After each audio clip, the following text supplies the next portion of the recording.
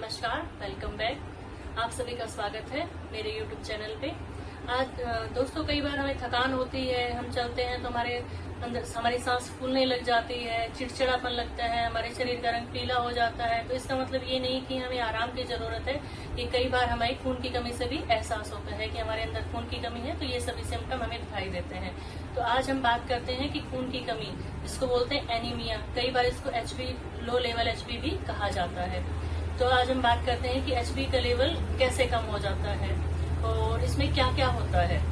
ठीक है जी, सबसे पहले हम बात करेंगे कि एनीमिया होता क्या है। एनीमिया है क्या? एनीमिया है कि जब हमारे शरीर में खून की कमी हो जाए तो हमें जो हमारा आयरन का लेवल है वो कम हो जाता है। और जब हमारे शरीर में एचबी का काम क्या होता है, हमारे शरीर में एचबी का काम होता है कि लंग्स से ऑक्सीजन ले जाकर सभी ऑर्गन्स को सप्लाई करना, ताकि हमारा जो प्रॉपर मेटाबॉलिज्म वो चलता रहे, हमारे ऑर्गन प्रॉपरली काम करते रहे। लेकिन जब आयरन की कमी हो जाती है तो वो एचबी का लेवल कम हो जाता है, तो उसकी ऑक्सीजन बाइंडिंग कैपेसिटी होती है वो कम हो जाती है और हमें सांस में दिक्कत आने लग जाती है और हमारे सभी ऑर्गन प्रॉपरली काम नहीं करते हैं।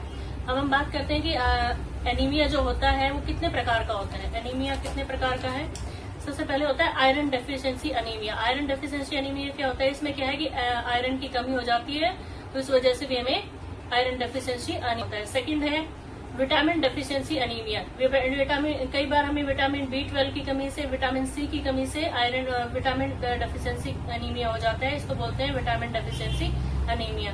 इसका तीसरा प्रकार है पर्नीशियस एनीमिया। जब हमारे शरीर में प्रॉपरली विटामिन नहीं होते हैं, विटामिन की कमी हो जाती है, तो हमारे शरीर में जो रेड ब्लड सेल्स होती हैं, आरबीसीज, उनका अच्छी तरह से निर्माण नहीं होता है, तो उसकी वजह से भी हमें एनीमिया होता है। इस प्रकार के एनीमिया को बोलते हैं पर्नीशियस एनीमिया। फोर्थ है हिमोलाइटिक एनीमिया। हिमोलाइटिक एनीमिया में क्या होता है कि जो आरबीसी फॉर्म तो होती है, लेकिन उनका जो डिटेक्शन होता है वो जल्दी जल्दी टूटने लग जाती है। आरबीसी की लाइफ स्पैन होती है 120 डेज। वो हमारे शरीर में 120 डेज तक सर्वाइव करती है, लेकिन जब वो पूरा उतना टाइम तक सर्वाइव नहीं करती है, उनका जल्दी जल्दी ब्रेक डाउन होने लग जाता है, तो इसको बोलते हैं हिमोलाइटिक एनीमिया। जनरली हमें ये जॉन्डिस जैसी डिजीज में देखा जाता है। फोर्थ है एप्लास्टिक एनीमिया। ये बहुत ही रेयर टाइप का एनीमिया है। इसमें क्या होता है कि जो हमारी बोन मैरो है, जहाँ पे आरबीसी का फॉर्मेशन होता है, वो प्रॉपरली फॉर्मेशन नहीं होता है, बोन मैरो अच्छे से काम नहीं करती है, वहाँ पे आरबीसी का प्रोडक्शन नहीं होता है, तो ये एक एप्लास्टिक एनीमिया को जन्म देती है। एक नेक्स्ट टाइप है सिकल सेल एनीमिया। इसमें आरबीसी का फॉर्मेशन तो होता है, लेकिन जो आरबीसी का फॉर्मेशन होता है वो प्रॉपरली राउंड शेप होती है, और राउंड शेप ना होकर सिकल टाइप में होती है। जैसे आधा चांद होता है ना, चांद के रूप में, या फिर सिकल अपनी दराती होती है, दराती के रूप में होता है, की तरह होता है, तो वो प्रॉपरली ऑक्सीजन नहीं कैरी कर पाती है। इससे भी हमें एनीमिया का जन्म होता है। इसको बोलते हैं sickle cell anaemia. Next type है थैलीसीमिया। थैलीसीमिया एक बहुत ही रेयर डिजीज है। ये माँ बाप से बच्चों में आती है। इसमें भी एक परमानेंट एनीमिया होता है, जिसमें बच्चे को हर 15 से 20 दिन में उसका एचबी लेवल को मेंटेन करने के लिए ब्लड चढ़ाया जाता है। ये बहुत ही रेयर डिजीज है। नेक्स्ट है कई डिजीज भी होती है जिसकी वजह से एनीमिया होता है, जैसे मलेरिया। मलेरिया में क्या होता है, मलेरिया का जो वायरस होता है वो आरबीसीज पे अटैक करता है, वो भी एनीमिया को जन्म देता है। अब हम बात करते हैं कि एनीमिया में आपको क्या क्या लक्षण दिखाई देंगे। एनीमिया, जैसे कि हमने बताया कि खून की कमी है और एचबी का काम होता है कि ऑक्सीजन को कैरी करना। जब ऑक्सीजन कैरी नहीं होगी तो हमें थकान महसूस होगी। सबसे पहले जो एनीमिया के मरीज होते हैं वो हमेशा थके हुए दिखाई देंगे। अगर वो कहीं सीढ़ियां चढ़ रहे हैं तो उनको हाफने लग जाएंगे, उनकी सांस फूलेगी। फोर्थ है उनके जो कहीं भी उठ के चलेंगे या फिर हम उठ के बैठेंगे तो हमें चक्कर आने लग जाएंगे, हमारे आंखों के आगे टिमटिमाने लग जाएंगे तारे, तो उसको बोलते हुए भी एक एनीमिया का एक मुख्य लक्षण है।